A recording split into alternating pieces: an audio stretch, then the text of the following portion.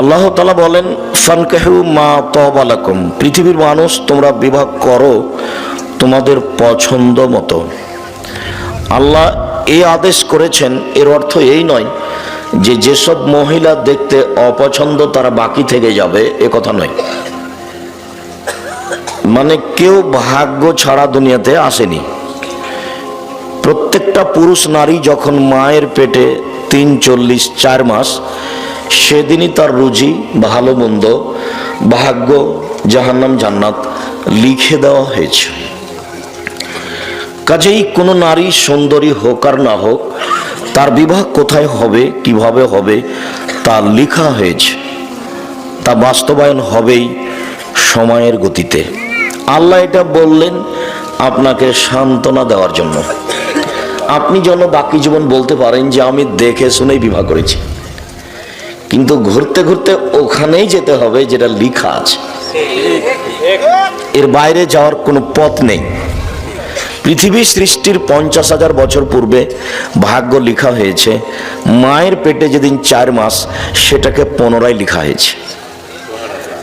মানুষ কে কি করবে, কোথায় থাকবে, কি খাবে, পৃথিবী সৃষ্টির 50,000 বছর পূর্বে এগুলো লেখা হয়েছে।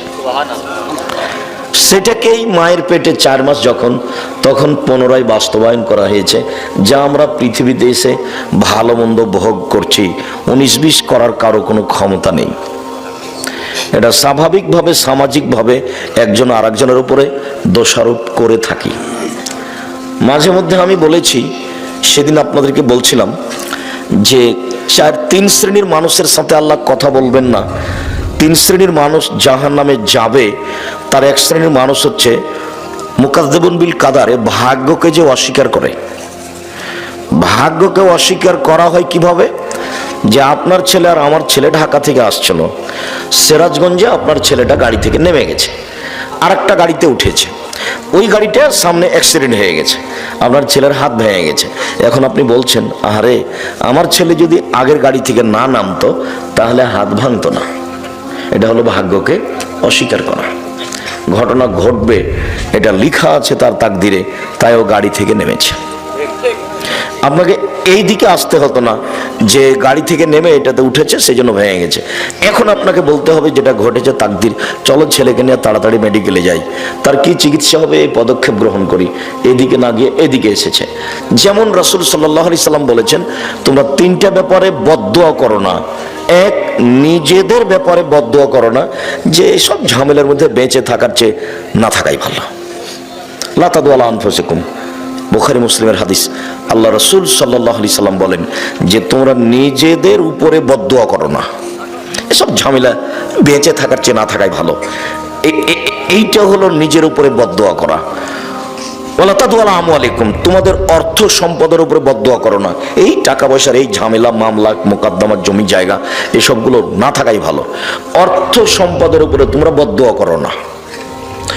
3, ওয়ালা তাদু আলা আওলাদিকুম, তোমাদের ছেলেদের মেয়েদের উপরে বদদুয়া করো না। ছেলেদের মেয়েদের উপরে বদদুয়া, বাপ মায়ের বদদুয়া একেবারে বিদ্যুৎ কারেন্টের মতো লেগে যাবে, খুব সাবধান। এখন ছেলে বাপকে মেরেছে, এখন বাপে বলছে তোকে ত্যায্য পুত্র করলাম, তোকে ত্যায্য পুত্র করলাম, তোকে ত্যায্য পুত্র করলাম।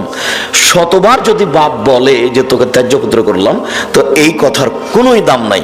বাপ মরলেই ছেলে জমি ভাগ করে নেবে। মানে এই ত্যায্য পুত্র বাক্যের কোনো দাম নাই।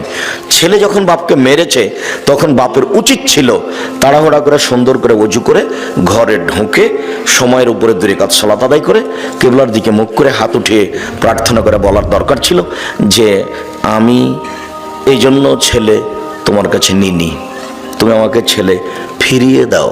ছেলে আমাকে মারবে কেন? ছেলে আমাকে সম্মান করবে। আমার ছেলে ভুল করেছে, তুমি আমার ছেলেকে ভালো করে দাও, আর যেন আমাকে কোনোদিন না মারে। ও যেন আমাকে মাথায় করে থাকে, ও যেন আমাকে সম্মান করে। এইটা আমি তোমার কাছে চাচ্ছি। আমি তো এরকম ছেলে তোমার কাছে চাইনি, তুমি আমার ছেলেকে ভালো করে দাও। এইটা ছিল বাপ মায়ের জন্য বলা উচিত। কিন্তু বাপ মা রাগ করে বলছে তোকে ত্যায্য পুত্র করলাম, তোকে ত্যায্য পুত্র করলাম, অথচ ওই কথার কোনো দাম নেই, কোনো দাম নেই। বাপ মরলে জমি ভাগ করে নেবে, নিবেই, আর নেওয়াটাই ঠিক। পৃথিবীতে বাপ মাকে মানে না যারা, তারা জান্নাতে যাবে না, এ কথা ঠিক। কিন্তু বাপ মা ছেলে মেয়েকে গালি দিবে, বদদোয়া করবে, এটা নয় যে। তখন আপনাকে আমি একটা দেখিয়েছি যে তাৎক্ষণিক দেখেন, বাপ মায়ের দোয়া দেখবেন একবার তাৎক্ষণিক হাতে হাতে। 3 জন মানুষ বাল্য অবস্থায় 3টা বাচ্চা দুধ খাওয়া অবস্থায় কথা বলেছে। তার একজন হলেন ঈসা আলাইহিস সালাম, আর একজন হলো জোরায়েজের সপক্ষে একটি দুধের বাচ্চা। জোরায়েজ আজ থেকে নিয়ে হাজার হাজার বছর আগেকার লোক, বানি ইসরায়েলের কাহিনী, খুব বেশি ইবাদত করত। সে তার গির্জাঘরে ইবাদত করছিল। ফাজাত উম্মুহু, ইতিমধ্যে তার মা তার কাছে আসলো। ফাদাত, তার মা তাকে ডাকলো। তখন ও বলছে, আবু সাল্লি আম উজিবহ, আমি এখন সালাত আদায় করব না মায়ের ডাকে সাড়া দেব। এইটুকু দেরি, ভাবতে ভাবতে একটু দেরি হয়ে গেছে যে কি করি, মায়ের ডাকে সাড়া দিব না সালাত আদায় করব, কি করি, একটু দেরি হয়ে গেছে। একটু দেরি হতেই মা খেপে গিয়ে বলছেন, আল্লাহুম্মা লা তুমি তাতুরিয়াহু জুহাল মুমেশা, আল্লাহ তুমি এই ছেলের মরণ দিও না পতিতালয়ের মহিলার মুখ দেখা পর্যন্ত। এর জন্য একজন পতিতালয়ের মহিলার সাথে একটা সম্পর্ক, দুর্ঘটনা ঘটে যায়, তারপরে যেন ওর মরণ হয়।